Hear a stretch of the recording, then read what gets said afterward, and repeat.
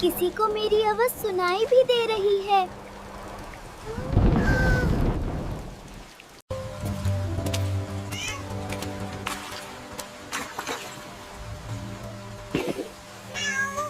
क्या तुम ठीक हो?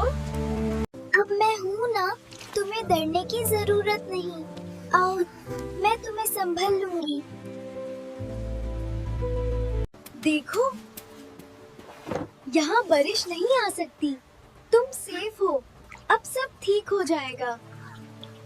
कभी कभी छोटी सी मदद किसी की पूरी दुनिया बदल देती है।